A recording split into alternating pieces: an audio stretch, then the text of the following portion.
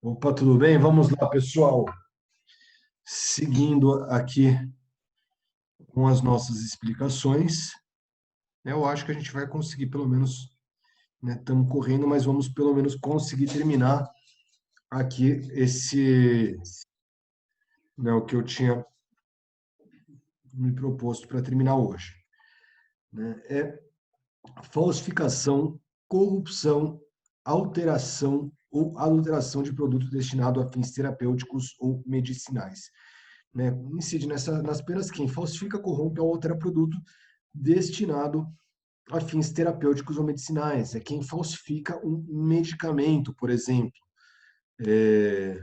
Quem adultera um medicamento de forma que ele vai mudar o efeito, né? Vai causar um efeito mais forte ou mais fraco, né? E nessa pena incide também quem importa, vende, expõe à venda, tem em depósito para vender ou de qualquer forma distribui, entrega, consumo de produto falsificado, corrompido, adulterado ou alterado, né? Quem importa o medicamento falsificado.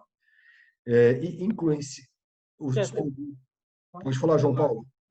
que quando eu precisar ligar para tu, tu sabe de qual é o número? Eu acho que não era pergunta, não. Deixa eu desligar aqui o microfone. Eu não consigo salvar. Inclui-se entre os produtos que se refere esse artigo, né, os medicamentos, matérias-primas ou insumos farmacêuticos ou cosméticos ou saneantes de uso e o uso em diagnóstico, né? E também incide na pena quem sem registro, quando exigir, quem vende ou distribui o produto que não possui registro no órgão de vigilância sanitária competente, no caso, a Anvisa, ou em desacordo com formulação constante no registro previsto no inciso anterior, sem as características de identidade e qualidade admitidas para comercialização, com redução do seu valor terapêutico ou de sua atividade, né? Então, um produto mais fraco, de procedência ignorada, quando não se sabe qual é a procedência do medicamento, ou que é adquirido em estabelecimento sem licença da autoridade sanitária ou competente. Então, se é adquirido de um terceiro que não tem registro, também acaba incidindo nesse crime, sendo que é admitida a modalidade culposa. A pessoa que, de algum momento, imagina é, que ela trabalha numa farmácia de manipulação, e daí, culposamente, ela altera o produto por imperícia, altera o produto, e ele causa um efeito diferente do que é previsto. Emprego de processo proibido ou de substância não proibida. Então, empregar no fabrico de produto destinado ao consumo, revestimento, gaseificação artificial, material corante, substância aromática, antisséptica, conservadora ou qualquer outra não expressamente permitida na legislação sanitária, né? Então, empregar um modo de produção é, de material destinado para o consumo, algo que a vigilância sanitária não permita, né? Por exemplo, quando você vai fabricar queijos, né, você precisa ter precisa ter uma série de requisitos pré-definidos, né? Então, por exemplo, tem uma forma de fabricação de queijo artesanal que você coloca um pedaço de uma madeira, um pedaço de um pau dentro do leite, né, que vai coalhando, que vai fazendo o queijo, e os fungos desse pedaço de madeira, eles vão atuar lá no queijo de forma que o queijo vai ficar com um sabor diferente, vai ficar mais curado.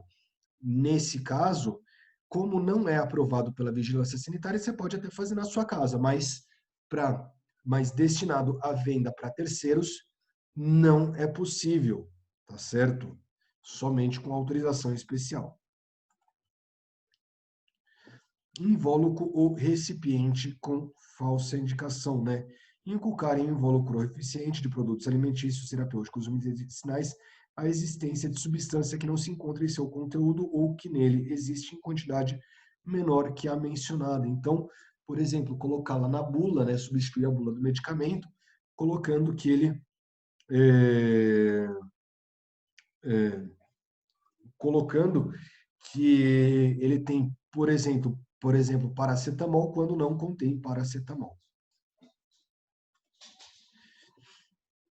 Produto ou substâncias na condição, né? E no caso é vender, expor à venda, ter em depósito ou de qualquer forma entregar os produtos que são mencionados no artigo 274, né, que é o fabrico de produto destinado ao consumo, que não precisa ser medicamento, ou no caso de medicamentos terapêuticos ou medicinais, que, né, quem vende ou expõe à venda ou tem depósito para vender incide nas mesmas penas. É quem lucra com com esse tipo de coisa. Substância destinada à falsificação.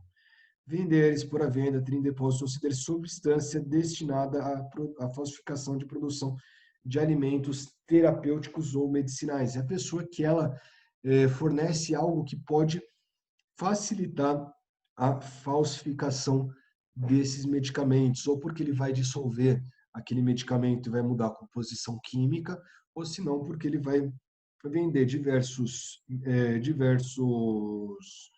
produtos químicos que, em conjunto, podem ser feitos os medicamentos falsificados. Lembrando que ele tem que saber que está vendendo para fins de falsificação. Outras substâncias nocivas à saúde pública. Quem vende, fabrica, expõe à venda, tem em depósito para vender ou de outra forma entrega a consumo coisa ou substância nociva à saúde, ainda que não destinada à alimentação ou a fim medicinal. Né? É quem, por exemplo, quem tem alguma coisa, por exemplo, radioativa. Né? Imagina que você fale, olha, eu vou vender agora um aparelho, um carregador de celular, e coloque que vai carregar o celular super rápido, mas tem dentro dessa bateria externa existe uma substância cancerígena que, se não armazenada corretamente, ela pode causar mal à saúde, causar câncer, né? Se ela ficar em contato direto com o ser humano. Nesse caso, se a pessoa expõe isso à venda, né, já que não é destinado nem à alimentação nem à medicina, ela pode incidir nesse artigo. Lembrando que existe a modalidade culposa. Medicamento em desacordo com a receita é fornecer substância medicinal em desacordo com a receita médica. É o farmacêutico que ele fornece o medicamento, né, diferente do explicitado na defesa não, na receita. Né? Vocês sabem, muitas vezes a pessoa chega na farmácia com a receita, entrega para o farmacêutico verifica qual é o medicamento e vai lá buscar. Isso pode ser, o farmacêutico vai incidir tanto se fornecer em maior ou menor quantidade, como se fornecer medicamento diferente. Né? E se por imperícia o farmacêutico fornece mais ou menos medicamento ou outro medicamento, ele também acaba influindo e acaba incidindo na modalidade culposa. Aliás, nesse caso, é comum, né, como uma modalidade culposa, pode ser como uma modalidade culposa, quando o farmacêutico fornece, quando o médico ele indica o nome comercial do medicamento, daí o farmacêutico não se atenta fornece um medicamento genérico, mas ele não se atenta para o princípio ativo e daí acaba fornecendo o genérico errado. Tá? Por isso até que é orientado para os médicos passarem qual é o princípio ativo, né, qual é o nome da substância e não o nome comercial. Exercício ilegal da medicina, arte dentária ou farmacêutica. Exercer, ainda que a título gratuito, a profissão de médico, dentista ou farmacêutico sem a autorização legal ou excedendo-lhe os limites. É uma forma específica de exercício ilegal da profissão. É quando a pessoa e, aliás, tem uma, uma característica especial, né, uma especial reprovabilidade, uma vez que a gente está falando de atividades que influenciam diretamente na vida das pessoas, que determinam se a pessoa pode viver ou morrer. Nesse caso, é a pessoa que exerce o serviço médico sem estar autorizado. Aliás, isso daí é muito comum, de pessoas que se passam falsamente por médicos e daí acabam inclusive angariando uma clientela sem ter o diploma, é, ou se não pessoas que vêm de fora que não fazem o revalida, não validam o seu diploma aqui no Brasil e fazem e começam a exercer atividade médica. Aliás, algum tempo atrás aconteceu um caso em que a gente pegou um senhor já que ele era o principal médico da cidade e depois de muito tempo descobriu-se que ele não tinha diploma médico, ele não era médico coisa nenhuma, apesar da cidade inteira se consultar com ele. E charlatanismo é inculcar ou anunciar cura por meio secreto ou infalível. Nesse caso, pessoal, é mais ou menos o que um charlatão, né, uma pessoa, infelizmente, que usa a fé das pessoas de forma errada, está fazendo. Ele está vendendo feijões que salvam a pessoa do Covid. Eu acho que vocês já viram essa notícia, né? De um pastor, inclusive um pastor famoso, que sabe-se há muito tempo que ele é um charlatão, que está vendendo feijões para curar e para inoculizar as pessoas de Covid. Inclusive, vende por um preço absurdo. Ou se não, algum pastor que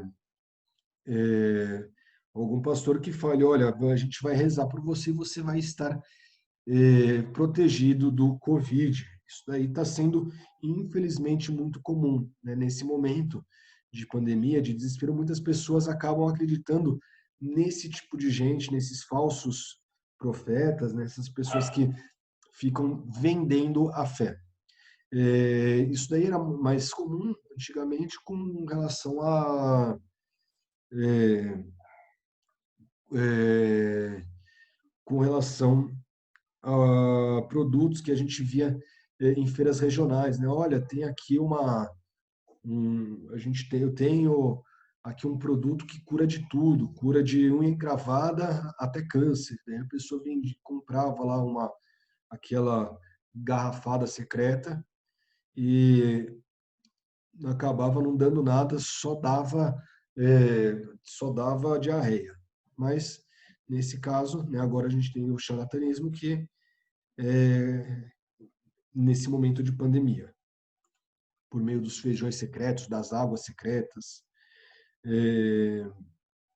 E curandeirismo, exercer o curandeirismo prescrevendo, ministrando, aplicando habitualmente qualquer substância, utilizando gestos, palavras ou qualquer outro meio, ou fazendo diagnósticos, né? Aliás, é uma coisa muito comum, inclusive nos anos 90, a gente via muitas reportagens de pessoas que iam para determinadas clínicas, né, clínicas que não curavam nada, mas que prometiam soluções milagrosas para todo tipo de coisa. Então pegavam a pessoa e levavam e fazia como se estivesse dando um passe, né, fazendo orações, prescreviam para tomar uma gotinha por dia de determinada substância que ela seria curada da doença, curaria câncer, curaria AIDS, curaria tudo, né? Inclusive fazendo o diagnóstico,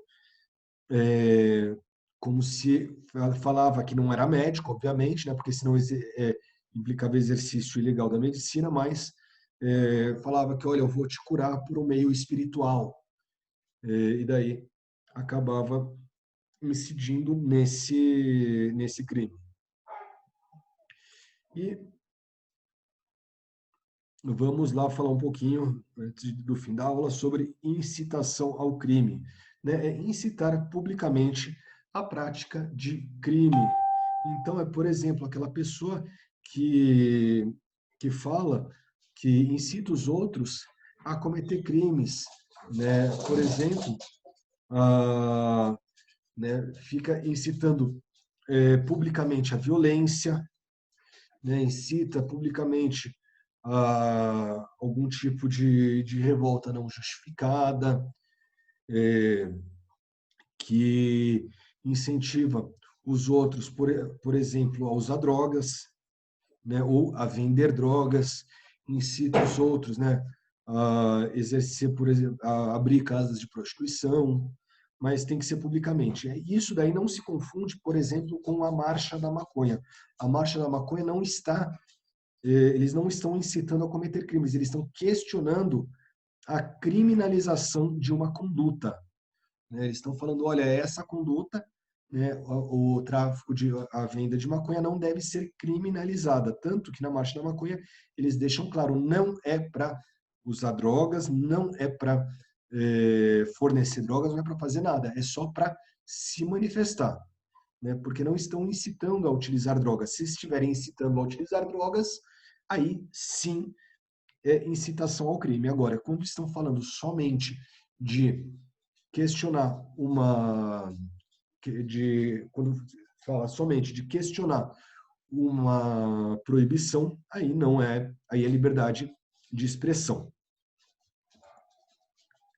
Apologia de crime ou ato criminoso é fazer apologia de fato criminoso ou de autor de crime, como, por exemplo, o nosso presidente faz sempre do Ustra.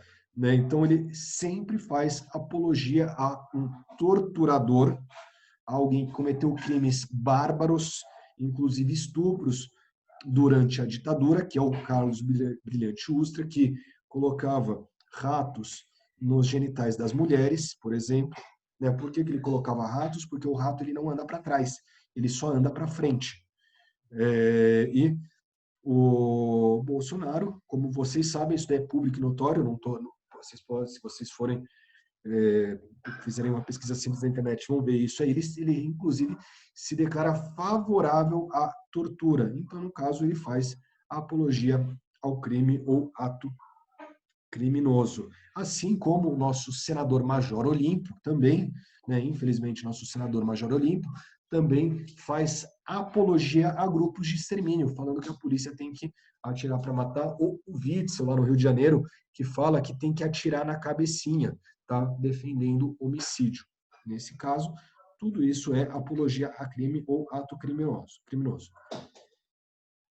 Associação criminosa. Associarem-se 3 ou mais pessoas para o fim específico de cometer crimes. Nesse ponto, pessoal, é importante vocês saberem que não precisa cometer crimes. O simples sim de se associar com o objetivo de cometer crimes já caracteriza organização criminosa. Então, imaginem só que eu, o João Paulo, o Maciel e a Érica resolvamos, nós 4, formar uma quadrilha para assaltar bancos. E daí nós nos associamos e começamos a planejar o assalto ao banco. E no meio desse, né, do nosso planejamento, descobre-se, né, a polícia, por meio da inteligência, descobre que nós estamos associados e planejamos praticar um assalto ao banco. Só que, obviamente, estamos nos atos preparatórios. A gente não pode ser punido sequer por tentativa de roubo a banco, porque ainda está nos atos preparatórios, não começou a consumação. E daí eles vão lá, antes que nós realizemos o assalto, eles nos prendem. Nesse caso, apesar do crime de nós não podermos ser presos pelo roubo a banco, nem mesmo na forma tentada, nós podemos ser presos pelo crime de associação criminosa, porque nós nos associamos para o fim de cometer crimes, né? Quais sejam assaltos a banco. Não precisa estar provado, não precisa que tenha cometido sequer um crime. E, no caso, né, nesse caso que eu dei de exemplo, vai ser a pena vai ser aumentada. Por quê? Porque nós vamos assaltar um banco utilizando armamentos pesados, né? Não, utilizando armamentos pesados. E também se aumenta a pena se a participação de criança ou adolescente nessa associação criminosa. E, por fim, o último artigo é constituição de milícia privada, que é constituir, organizar, integrar ou manter ou custear a organização paramilitar, milícia particular ou grupo de esquadrão com a finalidade de praticar algum crime previsto no Código Penal. Né? Pode ser extorsão, né? No caso das milícias cariocas, é muito comum eles realizarem extorsão, é muito comum eles praticarem homicídios, praticarem sequestros, cárcere privado. Então, nesse caso, quem constitui, integra, mantém ou mesmo custear, né, não precisa fazer parte, mas financiar essa organização, incide nesse crime. Aliás, é algo que vai ser usado e muito nos próximos anos, porque o que está tendo de milícia, não só no Rio de Janeiro, mas no Brasil todo, aliás, em São Paulo, um grande problema no interior de São Paulo são as milícias formadas por maus guardas municipais. Né, eu sempre faço questão de lembrar que a maior parte dos policiais, a maior parte dos guardas municipais são bons guardas, são bons policiais, mas infelizmente tem aqueles que são ruins e acabam de alguma forma prejudicando a instituição, inclusive a imagem da instituição ao praticar crimes. Mas infelizmente está sendo um problema muito grande no interior esse tipo de as milícias de guardas civis metropolitanos. Pessoal, alguma dúvida? Não, professor, tá de boa. Tranquilo. Tá tranquilo? Tá Com tranquilo? relação à próxima aula, vai ser a prova, né? Oi? A prova vai ser na próxima aula, não é verdade? Eu acredito que sim, Maciel. O que acontece? A gente está esperando uma resposta da Beth, né, da coordenação, porque na verdade não é nem a Beth que vai dar essa resposta, ela está esperando essa resposta da diretoria, ela vai só passar para a gente, porque teve o problema dos feriados antecipados, que não estava previsto, foi decretado de última hora, e daí pegou a gente de calça curta, né? Certo. E daí, talvez, não sei, né? Eu estou falando talvez, vai depender de uma determinação da diretoria, não sou eu, não é a Beth, vem lá de cima. A prova fique para a semana seguinte e talvez a gente tenha mais uma semana de aula para repor essa aula que a gente perdeu na semana passada. Mas isso aí vai chegar essa semana só, tá certo, Maciel? Beleza, tá bom. Eu gostaria, sendo bem sincero, eu gostaria que tivesse, que a gente pudesse repor essa aula. Inclusive, eu transmiti isso aí para a Beth, mas eu não sei como vai ficar, tá certo? Isso vai depender não depende de mim nem da Beth, depende da diretoria da faculdade. Ok. Vai ser cobrado todo o conteúdo desde o começo do semestre, né?